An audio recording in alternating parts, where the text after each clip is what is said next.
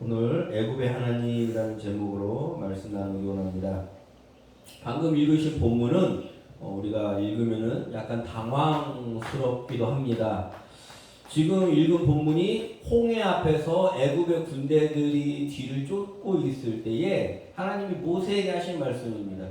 그들을 완악하게 했고 그들을 여기에 불러왔으니까 영광을 얻을 것이다 라는 말씀을 그냥 그 글자 그대로 문맥 상관없이 그것만 똑 띄어서 읽다 보면은 구약의 하나님이 좀 잔인하네 라는 생각을 하기도 하고, 이런 오해를 하다 보니까 어떤 사람은 그래서 구약의 하나님과 신약의 하나님은 다르다, 그래서 신약만 읽어야 된다라는 사람도 있었습니다. 정말로 그럴까요? 이 구절이 정말로 우리가 생각하는 것처럼 그렇게 어떤 잔인하고 사람의 목숨을 파리 목숨처럼 여기는 하나님을 나타내고 있는 걸까요? 우리가 정말 성경을 보면서 그렇게 오해할 만한 구절들이 있을 때에는 어떻게 하면 올바르게 성경을 읽을 수 있을지, 이 시간에 그렇게 한번 말씀을 올바르게 읽으면서 묵상하는 시간이 되었으면 좋겠습니다. 상식처럼 됐지만은 지금은 뭐 꼭 성경뿐만이 아니라 어떤 한 책이든 뭐든지 어떤 상황이든 그 상황이나 그 구절만 딱 가지고 와서 읽었을 때에는 오해가 생길 수 있다라는 것을 많은 사람들이 압니다, 사실은. 그렇기 때문에 그 구절을 해석하기 위해서는 앞뒤 문맥이 중요하고, 혹은 그 구절이 쓰여진 장소라든지 상황이라든지 시대적 배경이 중요하다라는 것을 이제는 많이 압니다.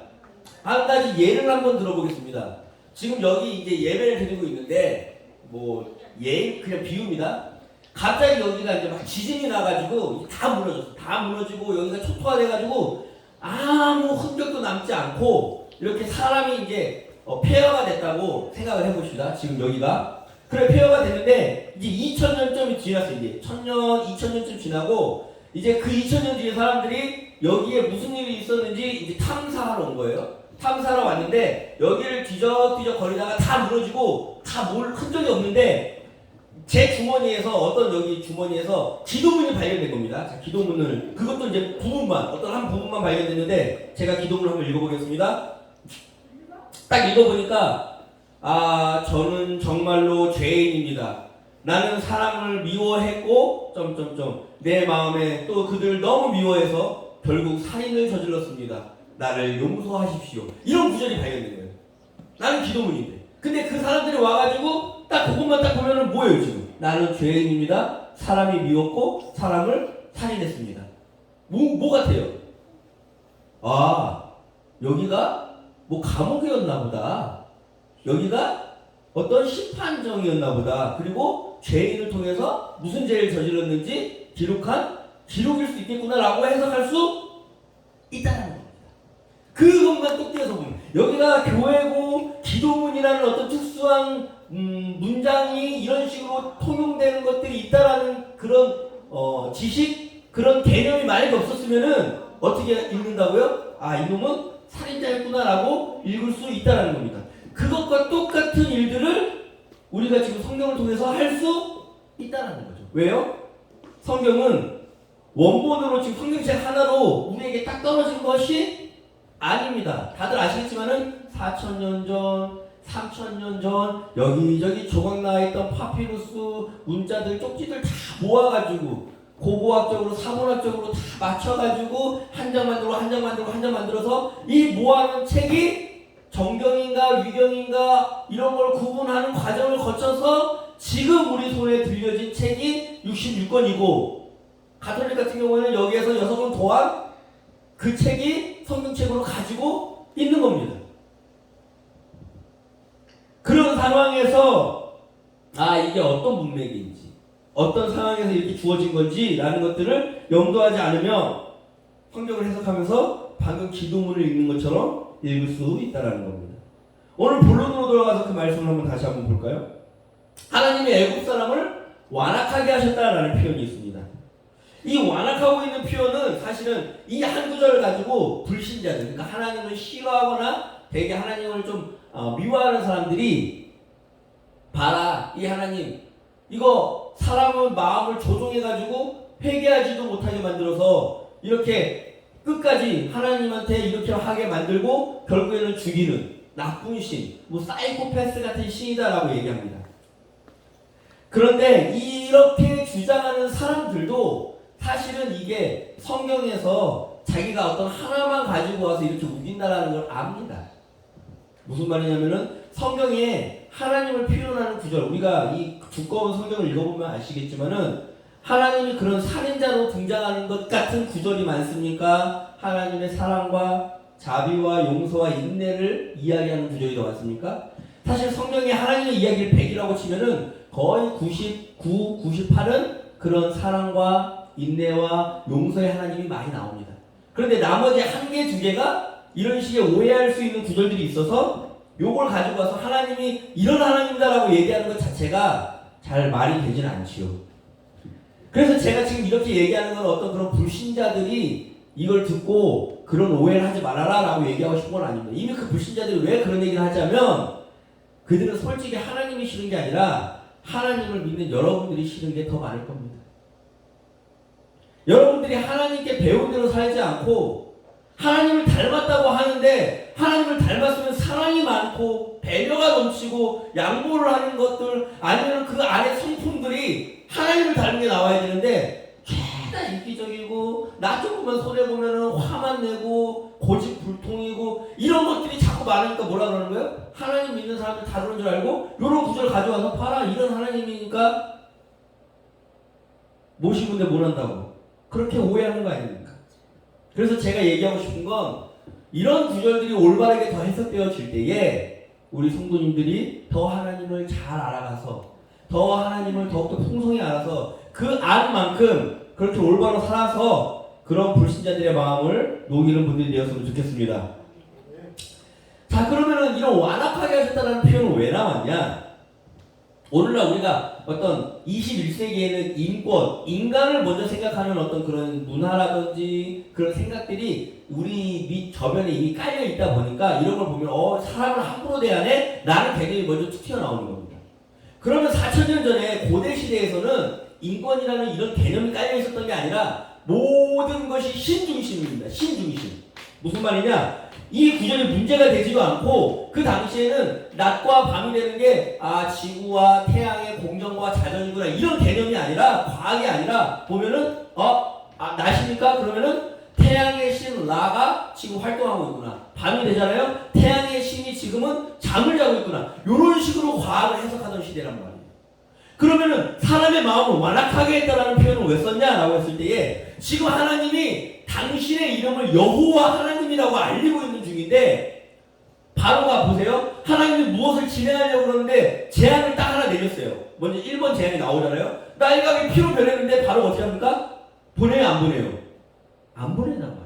그럼 그 당시 사람들에게 뭐냐면은 이 여호와 하나님과 바로가 싸우는 중이구나. 바로가 이 첫 번째 제안에도 굴복하지 않고 대등하게 뭐 하고 있구나?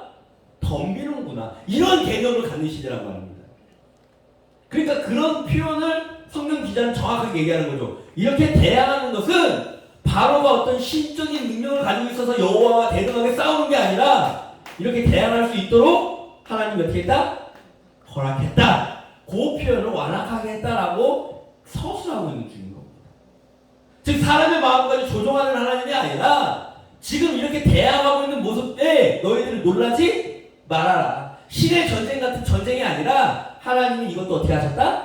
허락하셨다라는 표현입니다. 왜냐하면 출애굽기는 여호와라는 하나님의 이름이 소개되는 장이기 때문에 매우 중요합니다. 여호와 하나님이 어떻게 소개되고 있냐? 한번 본문 읽어보겠습니다. 6장 2절부터 9절까지입니다. 시작 7절까지 시작. 하나님이 말씀하여 이르시되 나는 여호와이니라. 내가 아브라함과 이삭과 야곱에게 전능의 하나님으로는 나타났지만 나의 이름을 여호와로는 그들에게 알리지 아니하였고 가나안 땅 곧 그들이 거주하는 땅을 그들에게 주기로 그들과 언약하였더니 이제 애굽 사람이 종으로 삼은 이스라엘 자손의 신음소리를 내가 듣고 나의 언약을 기억하노라. 그러므로 이스라엘 자손에게 말하기를 나는 여호와라. 내가 애굽 사람의 무거운 짐 밑에서 너희를 빼내며 그들의 노역에서 너희를 건지며 편팔과 여러 큰 심판으로서 너희를 속량하여 내리니 너희를 내 백성으로 삼고 나는 너희 하나님이 되리니 나는 애굽 사람의 무거운 짐 밑에서 너희를 빼낸 너희 하나님 여호와인 줄 알리라. 지금 이렇게 내가 나를 나타내고 나의 능력을 보여주고 나는 이런 식으로 역사한다라는 것을 지금 어떻게 하는 거예요? 소개하는 거예요. 지금 출애굽기 이전에는 이런 하나님의 이름으로 당신을 대시하신 적이 없어요. 그러니까 하나님의 이름이 이제 여호와 하나님으로서 대시되는 순간인데 그런 대시되는 하나님의 이미지를 이들이 처음에 배워야 되는데 중요합니다. 배워야 되는 그 순간에 어떻게 합니까? 첫 번째 제약을 했는데 대접을 해. 두 번째 제약을 했는데 대접을 해. 그러면 이 이름이 엉망이 되죠. 그러니까 그게 대접하는 것이 아니라 어떻게 하는 거다? 이것도 내 이름이 드러나게 하기 위해서 내가 일부러 첫 번째 제약을 내렸지만은 완악하게 해서 이것들을 보여주게 하고 두 번째 제약으로 넘어가게 하고 또 대적하게 해서 세 번째 제약으로 넘어가게 하고 이런 모든 과정들이 다 뭐에 있다? 내 계획 속에 있다라는 것을 이야기한다는 거예요. 즉 바로가 어떤 동등한 힘으로 하나님께 대적하는 것이 아니라 이 모든 것이 내가 완악하게 해서 하는 것이니까 내 이름과 내 뜻과 내 계획 속에 진행되어지고 있는 중이다. 나의 이름을 알리기 위해서 내가 바로를 어떻게 한 거다? 그대로 놔둔 거다 라고 하는 겁니다. 자, 이렇게 우리는 하나님이 그래서 완악하게 하시는구나 라는 것에 대해서 이해했습니다. 마치 그 어떤 사람이 하나님께 반항을 하든 마치 누가 하나님의 뜻이 이루어져야 되는데 우리가 봤을 때는 하나님의 뜻을 거스르는 것 같아도 그 모든 것들이 하나님의 뜻 안에 포함되어 있구나라는 식으로 이해할 수 있도록 이 출애굽의 하나님 여호와라는 이름이 소개되고 있다라는 겁니다. 자, 그럼 오늘 읽은 본문 중에 또 이런 말씀이 있습니다. 그의 모든 군대와 그의 병거와 마병으로 말미암아 영광을 얻으리니라고 하십니다. 그럼 영광을 얻는다라는 것은 또 무엇일까요? 제가 바둑을 잘 둘지는 모르지만은 바둑이 어떤 게임인지는 대충 압니다. 바둑을 둘지는 모르지만은 그래도 그게 눈앞에서 내가 이걸 돌을 놓을 때에 상대방이 이렇게 놨다고 거기에 즉각즉각 반응하는 게 아니라 어떻게 하는 겁니까? 이 즉각적으로 이 사람이 여기에 이렇게 했고 여기에 이렇게 했다고 여기에 반응하다 보면은 지는 게임이죠. 그런 것과 상관없이 몇 수 앞을 누가 더 많이 보느냐에 따라서 이렇게 놔두고 저렇게 놔두고 전혀 상관없이 놔뒀던 돌이 나중에 어떻게 연결되고 어떻게 대발 형성하느냐가 그 바둑이라는 게임의 승패를 좌우한다는 것은 우리 성도님들도 두진 않으셨지만 대충 알 겁니다. 그래서 당장 눈앞에 이 상대방에게 반응해가지고 두는 게 급한 게 아니라 몇 수 앞을 내다보고 어떻게 미래를 예측하느냐 이런 게임이죠. 하나님의 역사도 마찬가지인 것 같습니다. 하나님은 그 누군가가 바로 같은 아이들이 대항을 하고 우리가 봤을 때는 왜 쟤를 가만히 놔두지? 우리가 봤을 때는 왜 여기서 가만히 계시지? 라고 하는 순간들, 왜 이 반항이나 왜 이렇게 대적하는 것들을 놔두시지? 라고 생각하는 그 순간들에 이해되지는 않지만은 하나님은 어떻게 하고 계신다라는 겁니까? 자기의 계획을 그냥 꾸준하게 진행하고 계신다라는 분이라는 겁니다. 우리가 한번 바로의 권세를 생각해 봅시다. 지금은 뭐 민주주의라는 것들이 어느 정도 성립되어 있어가지고 아무리 권세가 많아도 사람들의 목숨을 막 쥐락펴락 하지는, 물론 권세 있는 사람들이 몰래 자기의 어떤 그런 권력을 동원해서 조작할 수 있지만은 대놓고는 못하지 않습니까? 그런데 애굽의 애굽이라는 그 시대 문명 국가 중에 거대한 제국, 거의 전 세계라고 봐도 되죠. 그때 당시 애굽은. 그 나라의 왕, 모든 백성들을 자기의 마음대로 할 수 있는, 그리고 신이라고 불리우고, 눈짓 하나에, 제스처 하나에 사람의 수많은 목숨들을 왔다 갔다 할 수 있는 그런 권세를 가지고 있는 그 왕 앞에 여호와라는 이름을 들먹이면서 모세라는 시골 총부가 올라오는 겁니다. 얼마나 기분 나쁘고 얼마나 건방지고 얼마나 인간이 우습게 보였는데 이런 식으로 자기한테 도전합니까? 그래서 그는 오만했을 거고 자기가 가진 권력을 동원해서 하나님께 대적하면서 하나님께 반항하면서 하나님께 오만 가지의 어떤 대적들을 보여줬을 겁니다. 그런데 이 영광을 얻는다는 표현에서 알 수 있듯이 하나님 뭐랍니까? 그들이 그렇게 반항하고 대적하고 나의 심기를 거스르는 것 같아도 그 모든 것들이 반항하면 할수록 누구만 드러낸다? 하나님의 이름만 드러낸다는 뜻입니다. 오늘의 용어로 풀어보자면은 이 땅에 정말 돈이 많고 권력이 많고 이 세상에 무서울 것 없는 사람들이 저지르는 악행, 우리가 상상할 수 없을 정도일 겁니다.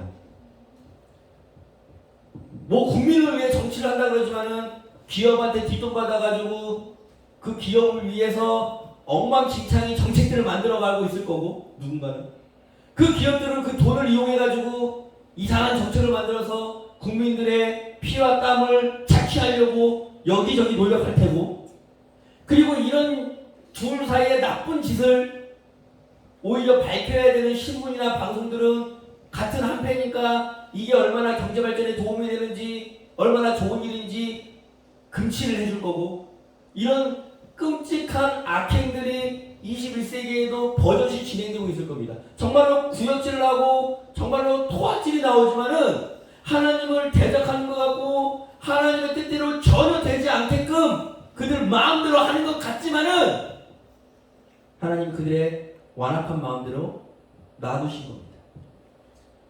그리고 그들이 그렇게 자기의 잔머리를 기뻐하며 정말로 이것이 인생의 성공인 줄 알고 이 세상을, 이 자연을 점점 황폐시켜 가더라도 우리가 출애굽께서 배운 여호와 하나님의 이름을 안다면 이 모든 것들을 통해서 누가 드러날 것이다?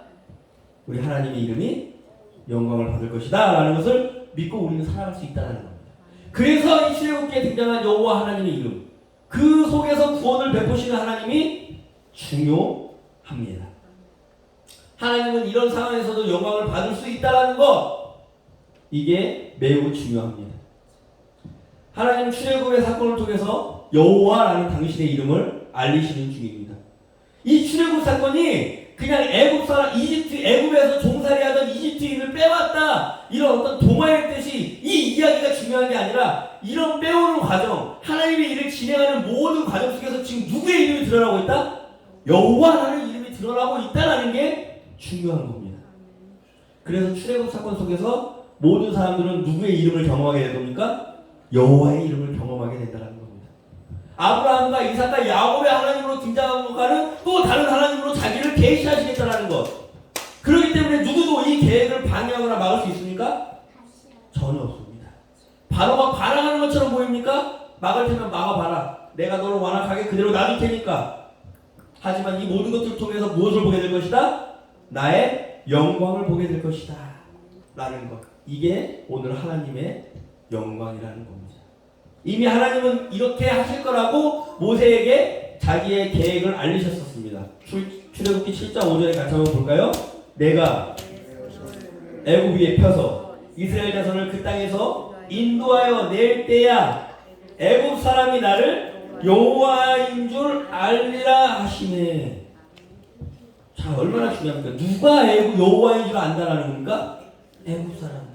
물론 하나님을 이스라엘의 하나님이라고 표현하고 어떤 아브라함과의 언약을 지키시는 언약의 하나님이라고 표현하면서 이스라엘이 되게 강조되고 그 이스라엘 통해서 구속사나 구원사가 이루어지기 때문에 성경의 큰 줄기인 건 분명합니다. 그런데 중요한 것은 우리가 우물안의 개구리처럼 마치 그들만을 위한 하나님처럼 오해할 필요는 없다는 겁니다. 하나님은 당신의 이름을 누구에게도 알리신다? 애굽에게도 알리고 계신다. 그래서 우리 하나님은 애굽의 하나님도 되신다는 겁니다.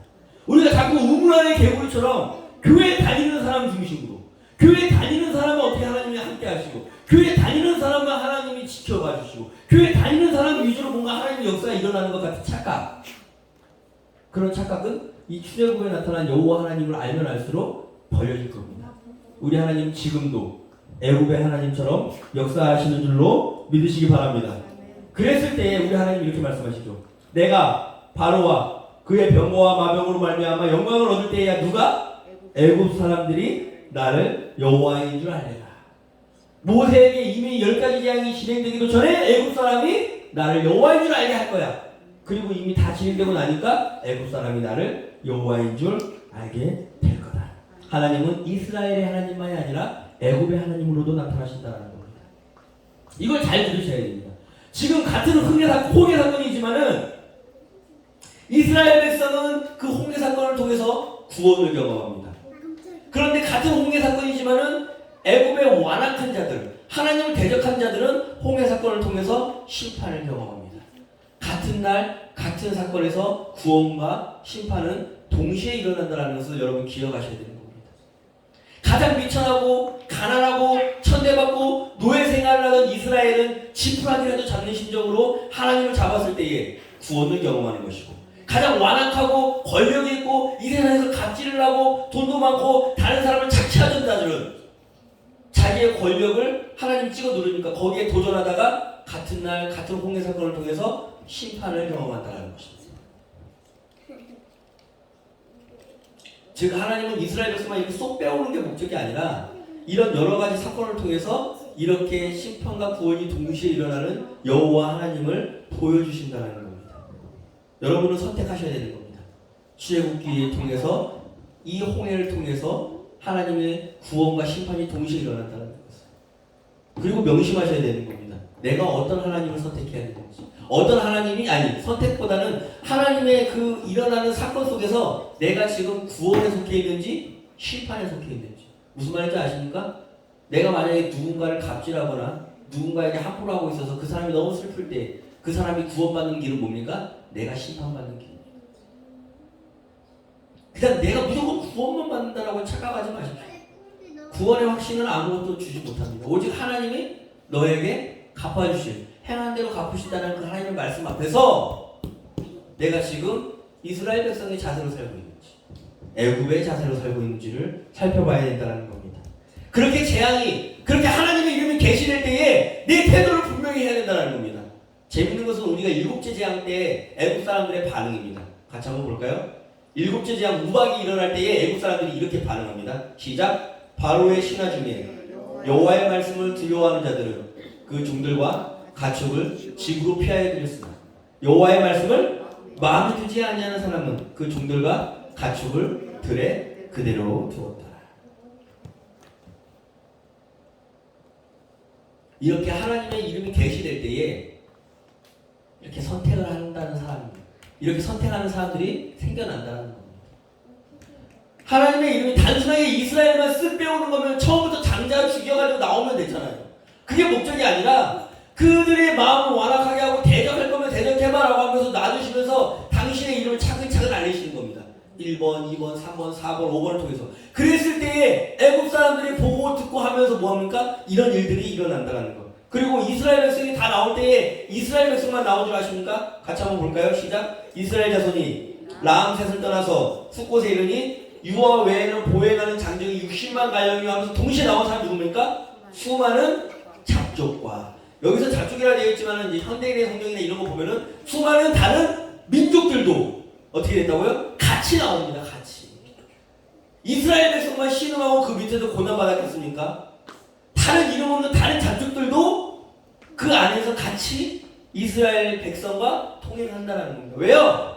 여호와 하나님의 이름을 듣게 되니까, 보게 되니까. 오늘 우리가 살아가면서 정말로 이 땅 가운데 여호와의 이름을 대적하는 일들이 많습니다. 하나님이 제대로 일하시고 계시는지, 하나님의 능력이 지금 나타나고 진행되고 있는 중인지 의심할 때가 한두 번이 아닐 수도 있습니다. 그런데 오늘 우리가 무슨 하나님을 배웠습니까? 여호와 하나님을 배웠습니다. 우리는 그의 이름을 오늘 들었습니다. 어떠한 방해와 대적과 어떠한 중상 모략에도 하나님의 이름이 영광을 받으시는 데에는 털끝만큼도 영향을 미치지 못합니다. 오히려 하나님의 영광이 찬란하게 빛날 것을 우리는 믿으며 하나님의 구원 사역이 진행되고 있다는 것을 믿으며 동시에 하나님의 심판도 진행된다는 것을 우리가 받아들여야 될 줄로 믿습니다. 그렇기 때문에 이 출애굽에서 여호와의 이름이 드러나듯이 오늘날에도 일어나는 21세기에서 일어나는 이 출애굽 상황 가운데 하나님의 이름만이 영광을 받으실 것을 믿고 그 하나님을 따라서 그 하나님의 계획을 믿으며 그 영광을 찬양하며 오늘도 흔들리지 않고 꿋꿋이 걸어나갈 수 있는 성도님들이 되시기를, 그 하나님을 찬양하며 그 하나님의 이름을 높이는 우리 성도님들이 되시기를 간절히 기도합니다. 아멘. 기도하시겠습니다.